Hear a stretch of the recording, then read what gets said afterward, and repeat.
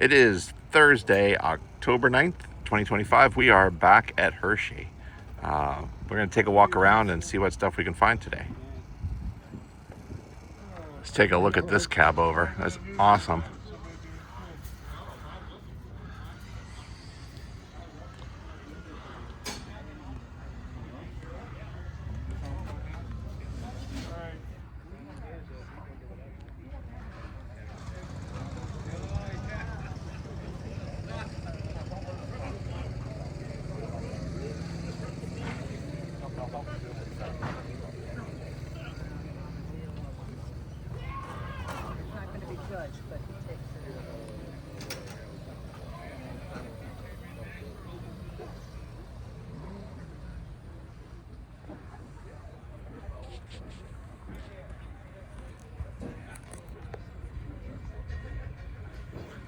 Believe it or not, this runs on steam. Okay, so what the heck is this thing with the funnel on it? Something does it say on there? 28, 29 truck? 21 Buick. Oh, 21 Buick. It's got a filler cap there. That cap opens, right? There's no drive on it or anything.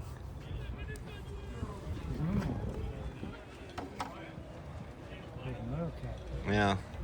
Weird.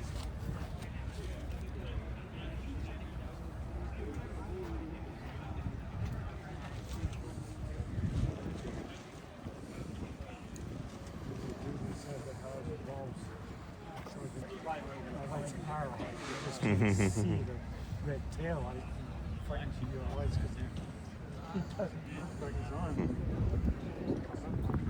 Now it's bright. That was the only VHS tapes I've seen here this whole week. The only one? Only VHS tapes I've seen here this whole week. Really? Well, those LEDs do make a huge difference. Especially in taillights. There's a lot of the older vehicles had taillights that are small as a cap on a spray paint or smaller.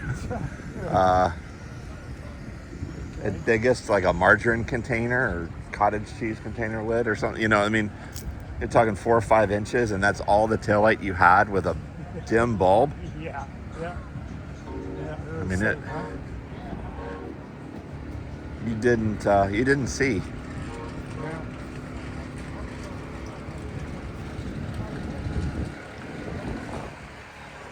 Wait, so okay, and this is not political, but there's a Chia Obama. Did you ever know they made a Chia Obama? There's 2 of those that they made. They made a happy, because it says it on the back. They made a happy. This is a happy one, and then they made a determined. Okay, yeah. It's still original package. Nothing's been taken out of it. So. Too afraid of them. And it was a special edition, so. Yes, you can. Love it. Thank you.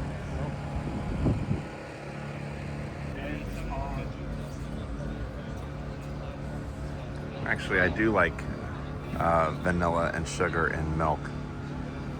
That's a old thing I had when I was little.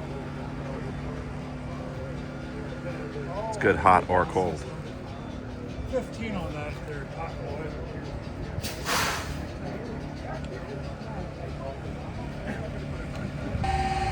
Just look at this wagon. Wow.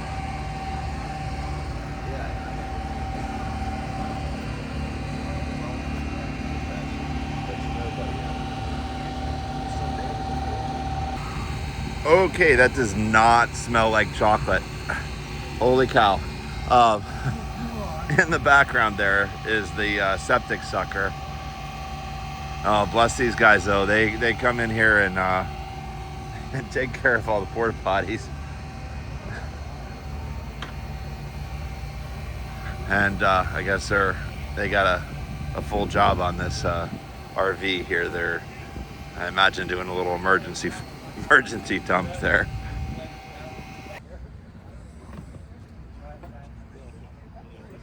Thunderbird.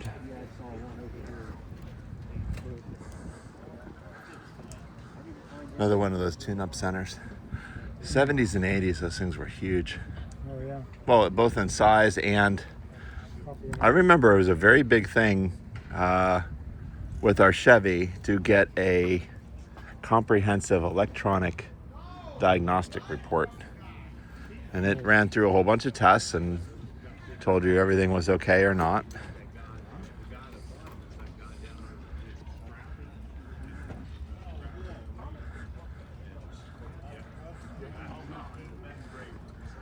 $5 gallons of regular gas for 90 cents.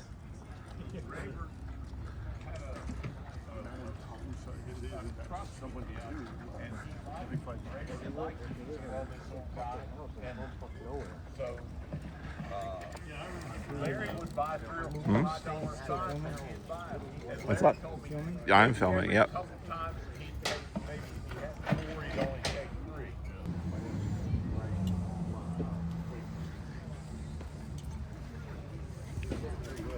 A remote control Budweiser blimp. 4 foot long. That's cool. You know, I had a friend named Fletch, actually, that was his goal in life, was to like have a remote controlled blimp. So here you go, Fletch. Alright. Well, she's not going to take a swing at me. I'll figure save that for Fletch has a Sunbeam Tiger now, I believe. So back in the day, it wasn't just dispose of spark plugs. Yes, they used to clean them. And you'd have, oh, that's closed there, but you'd actually put them in a small sandblaster that would clean all the carbon and any rust or anything that may have formed on the plug. Sorry. Oh, you're good. Thank you.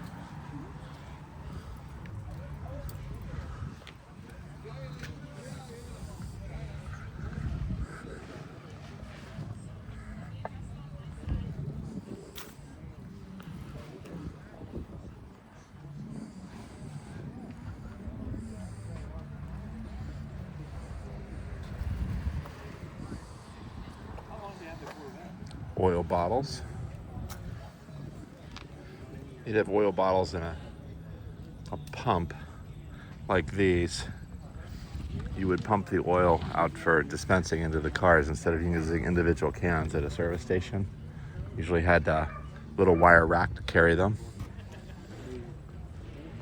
And those are ones that went directly on the barrel. We had ones that had a hand crank, kind of a square container, and you set it down and you'd measure out the quart and you'd fill up the bottles. And that was even in the 90s. We were using that for oil changes. All right, doctor. He's known my uncle for 100.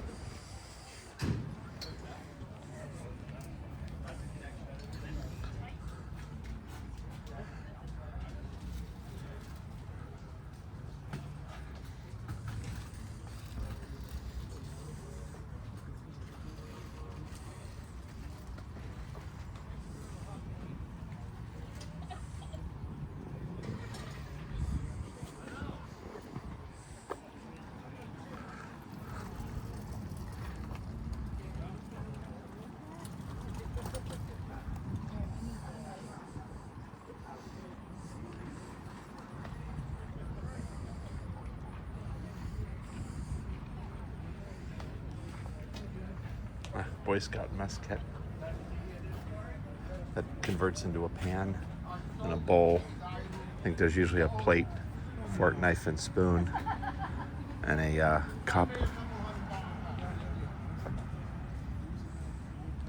Alice pack.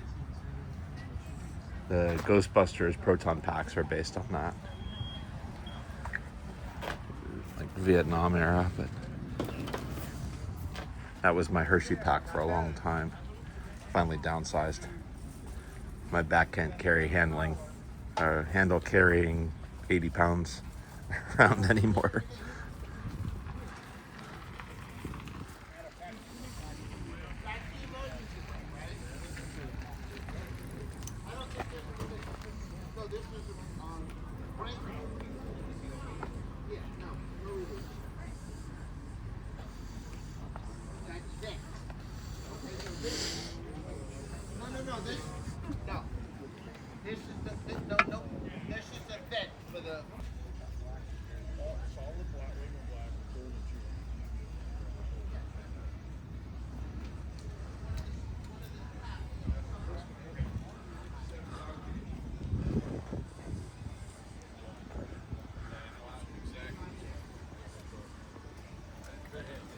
Windshield washer bag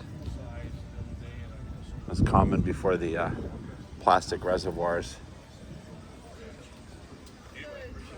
If you had a windshield washer, it usually was in a bag. And then you bought concentrate. Like GM's concentrate was in a triangular bottle. And there was a rack under the hood. You could store a spare bottle of that, and you mixed it some percentage of the concentrate to water to stop it from freezing.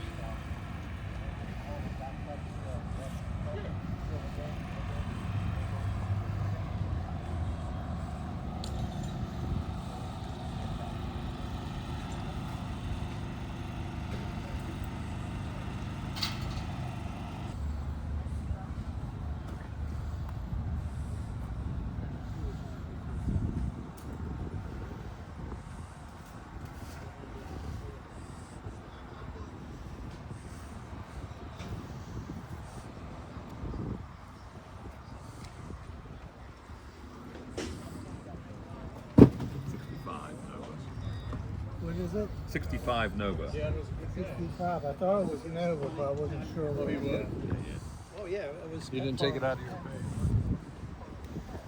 How about 64?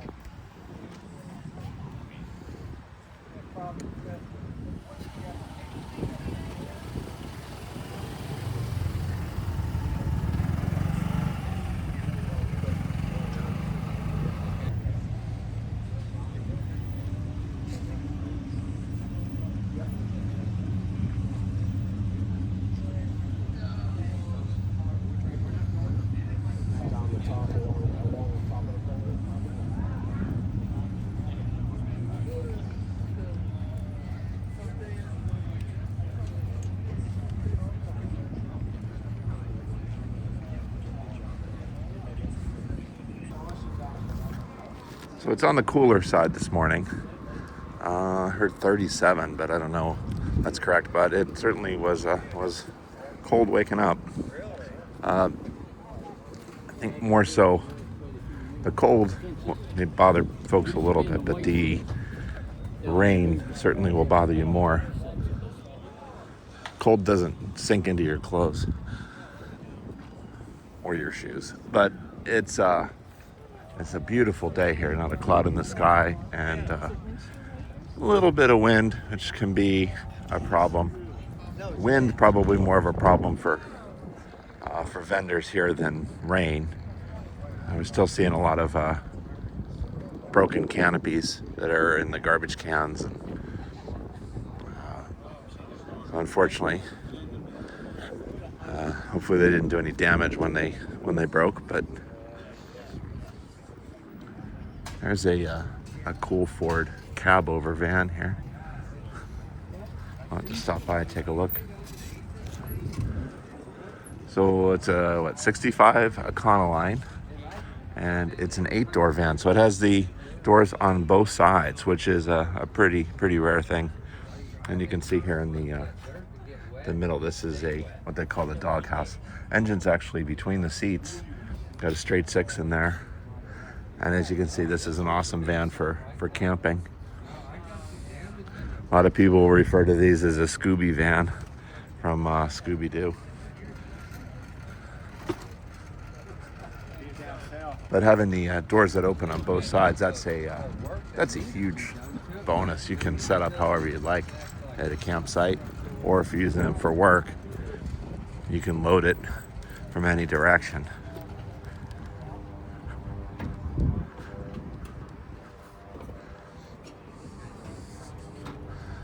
And a little peek of the car corral over here, which we'll have in another video.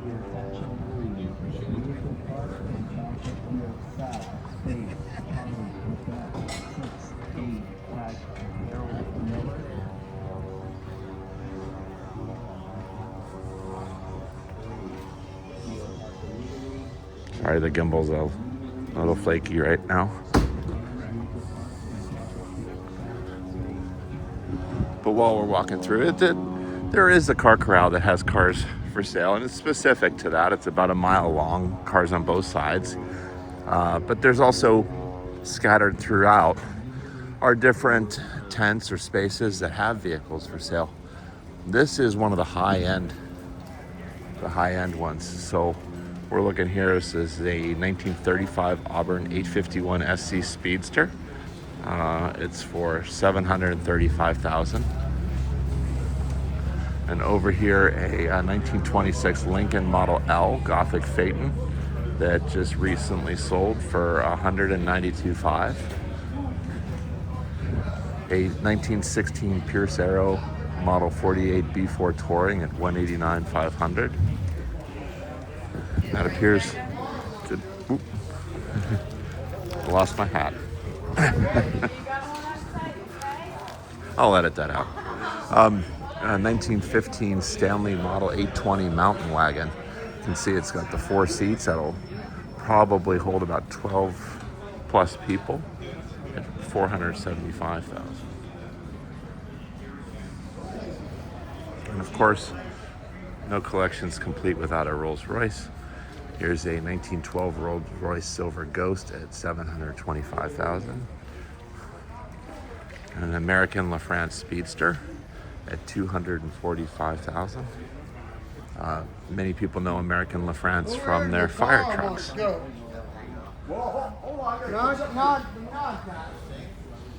Got a 1960 Jaguar XK150 at $169,500. And it continues. There's some amazing high-end collectibles.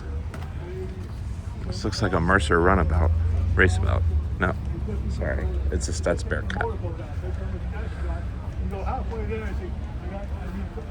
If you have an extra $365,000 laying around, it can be yours.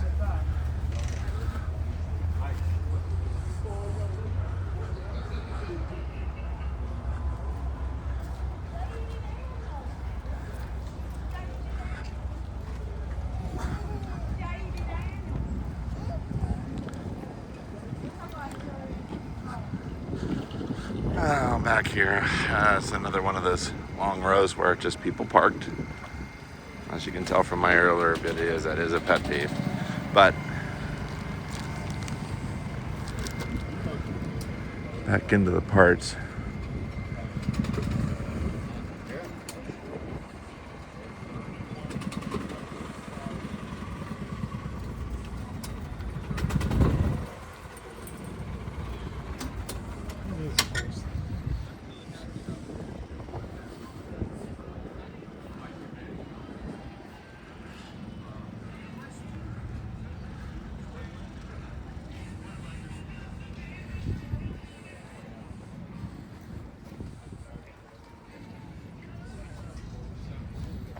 Couple Hershey pups.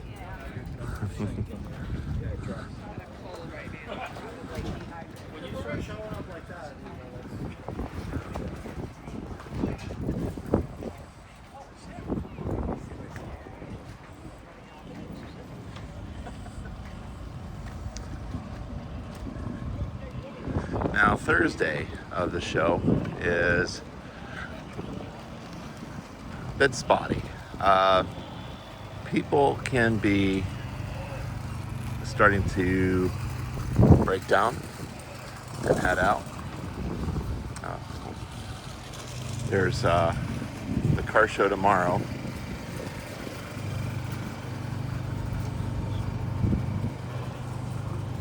And a lot of people, a lot of vendors will like to check that out. Others will just try to get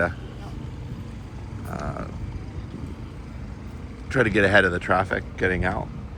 And still others are realizing that the traffic throughout the day drops. Technically the sales go on through Friday, but for the most part it's all empty by Friday morning. The Hershey Park, they require everybody to be out of these spaces by the end of the day on Friday. I just think it's ridiculous.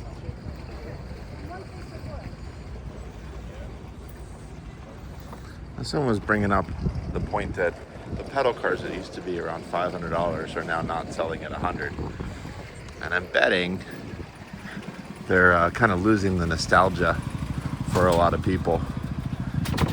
However, I'm betting 25 years from now, those Power Wheels, the 6 and 12 volt battery operated vehicles, the Razor scooters, all those will have quite the nostalgia value at that point, and we'll be seeing a lot of those.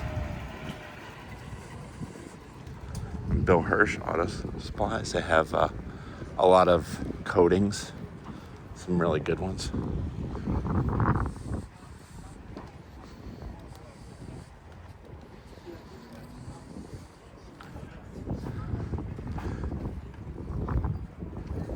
So one of the things I've noticed over time is the early 2000s, everybody had stuff packed in priority mailboxes because you can get them free at the post office. But the new king is the black and yellow crate. What you got? The guy, he's over there. The guy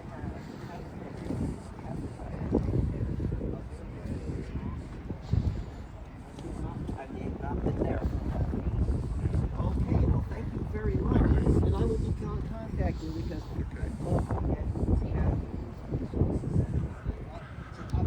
It's a road truck.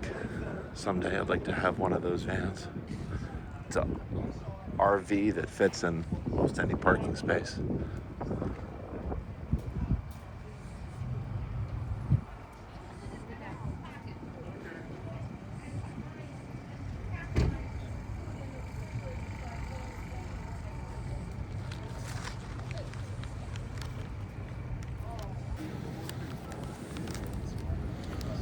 Oh yeah.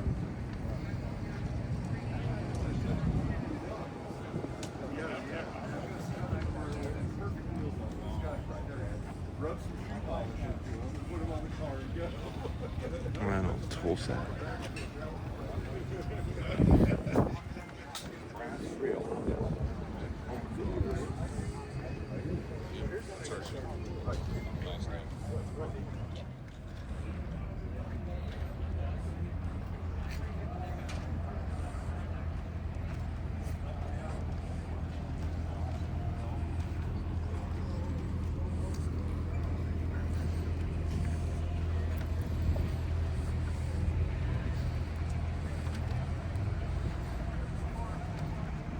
So I was mentioning about the destroyed canopies. This would make like maybe 10 and 12, number 10 and 12 over here.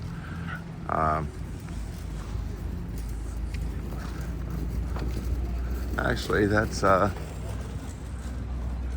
multiples. So they don't do well in the wind.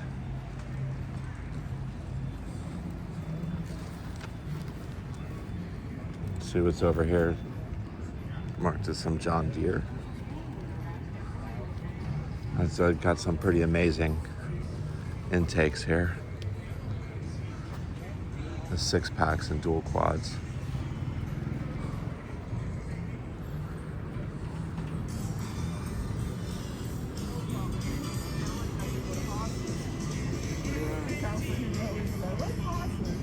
We didn't go to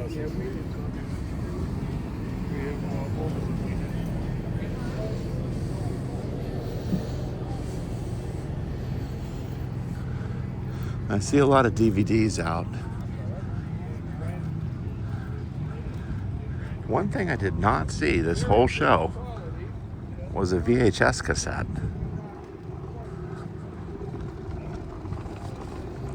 Just wonder where they've all gone. Well, they've all been trashed, I guess, but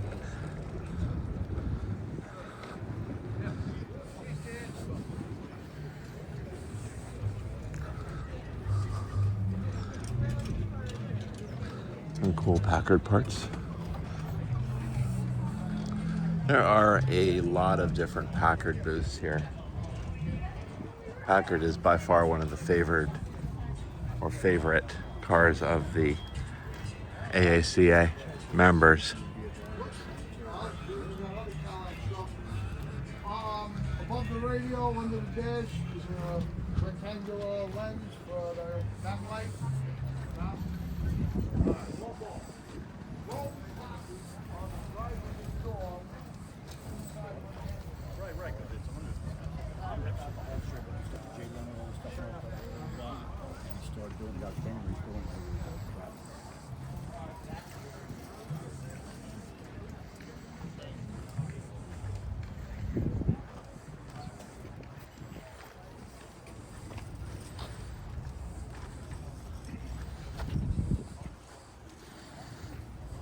Check out these old bikes.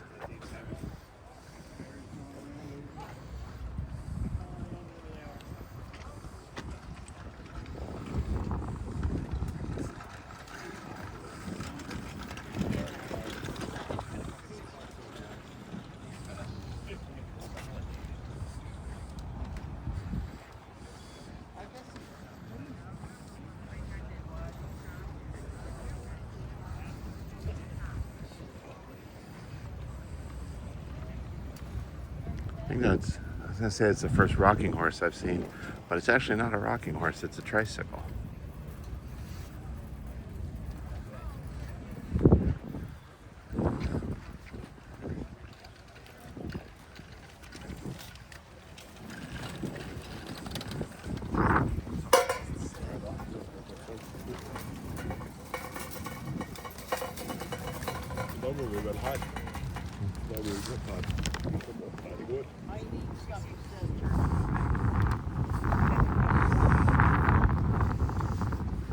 A lot of carburetor kits, gaskets.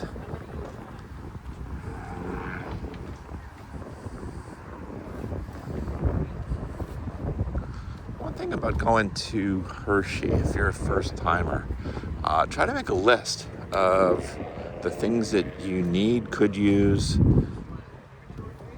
even supplies and things that you would like to get maybe a less expensive price than the local auto parts stores, and keep that with you. Kind of review it from time to time. You'll run into a lot of tool vendors where you can pick up some unique and specialty tools at pretty good prices, or sometimes it's the only place you're going to find them, as well as supplies, sandpaper, even waxes and things. You can get incredible variety and really good prices. Things like those gaskets and such, when they're $1 a piece, it's not a bad thing to have on hand as an extra.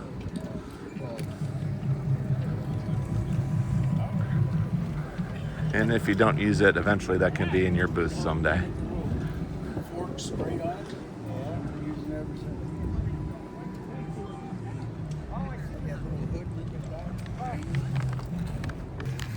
And speaking of tool vendors, let's take a look at some of the things we have here.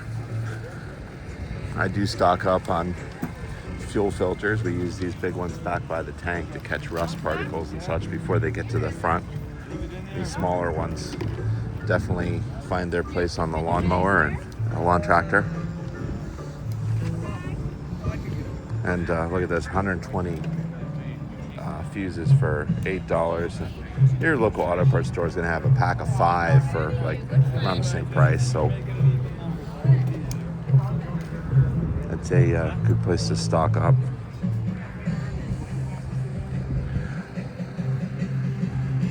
See, I bought a hose clamp pliers yesterday after fighting with one particular clamp on the van for about an hour. I decided to get one. It's not the flexible one, but I think it'll work if we need to do anything like that again.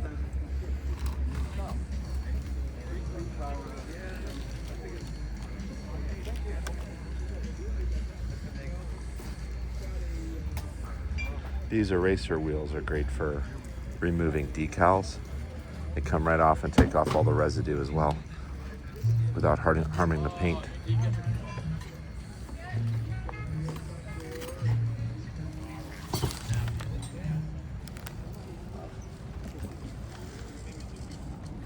Specializing in VW.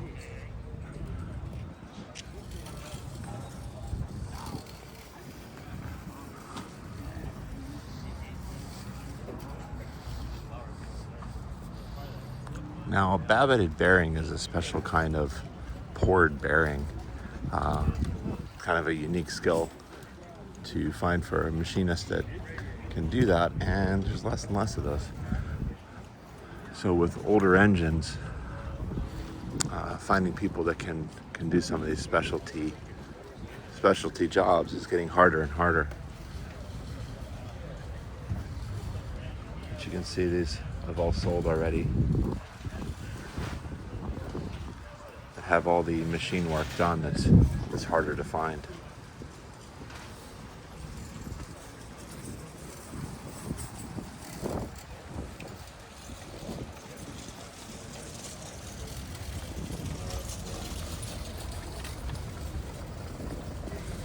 In case you needed a toy pacer.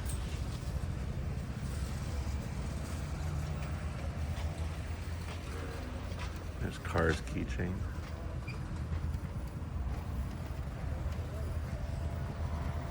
A lot of fun things here.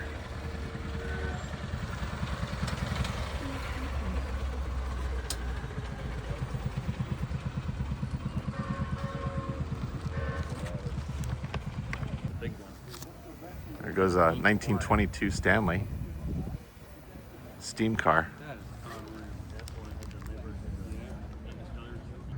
So here's an interesting one. Someone turned a Packard Clipper into a flatbed truck.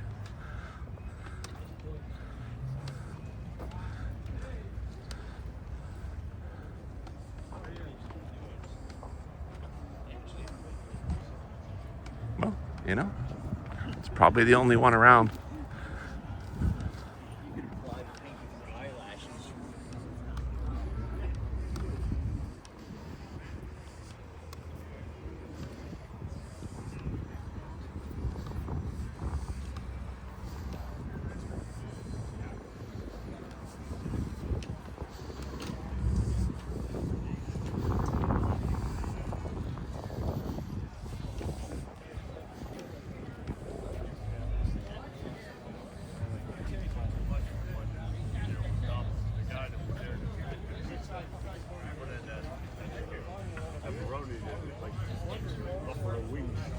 That could go one of two ways.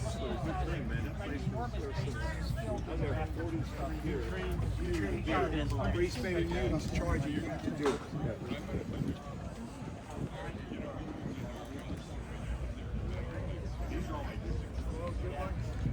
Good luck to you.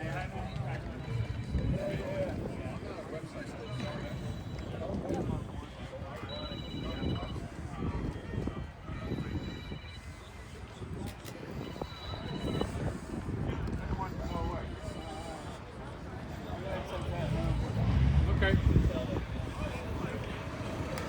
See you.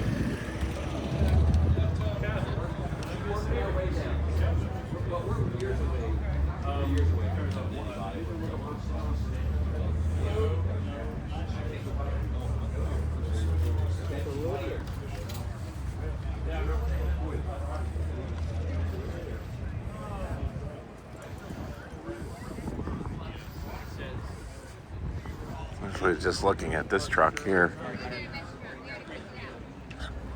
See, stuff is tucked in everywhere that the amazing and unusual is so commonplace.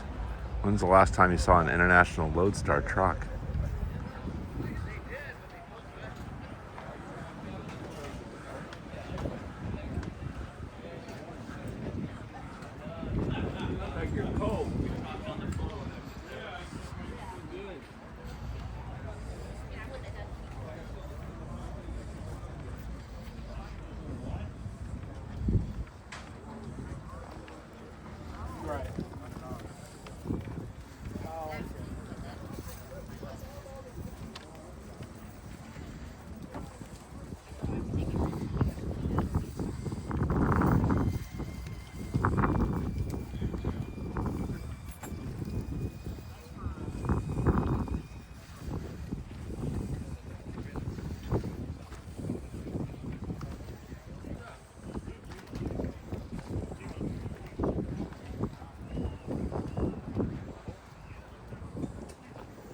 Pretty cool old tester. This is battery and alternator test, cranking, vacuum pressure, gas analyzer. This is a pretty expensive machine back in the day.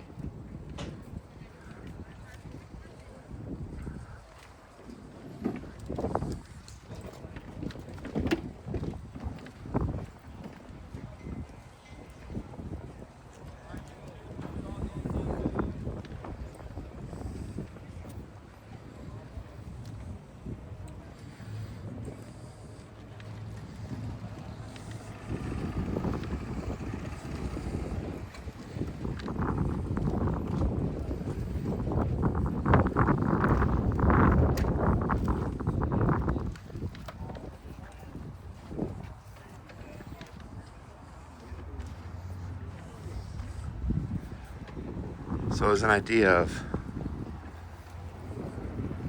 how large it is to walk around here, I'm punching 16,000 to 20,000 steps a day.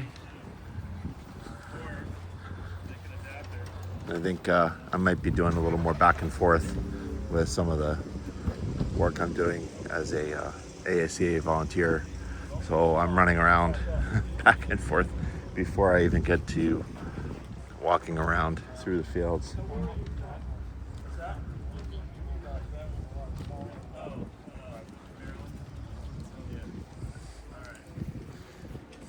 Another broken canopy.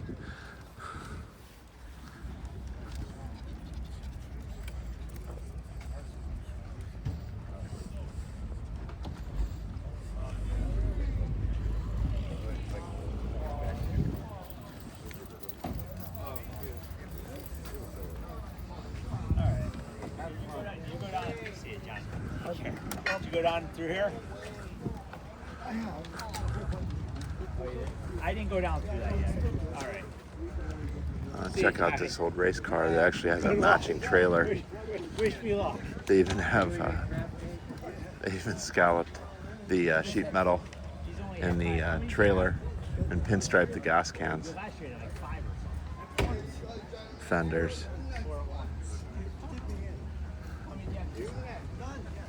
That is a really cool setup here.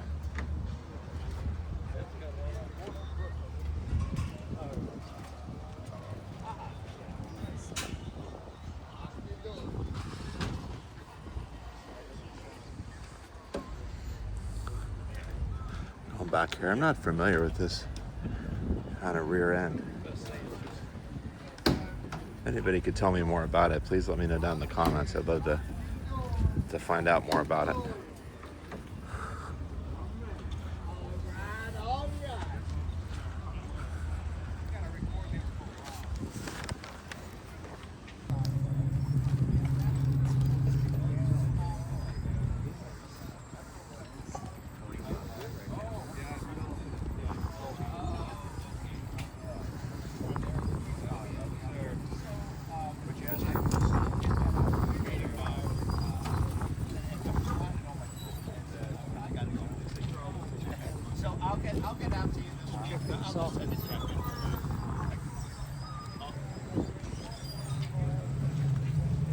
lowrider bike.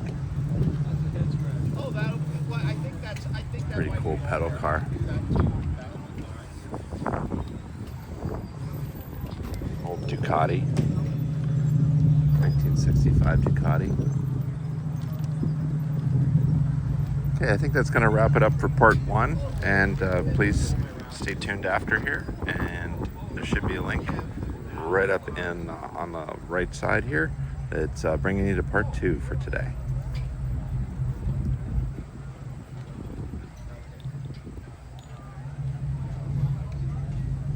Okay, Wayne, I think that's about all of the parts for this section.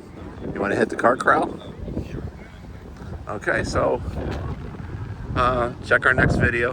Supposed to be a link up on the right. If I did it right, it should say car corral. So we'll see you on the next one.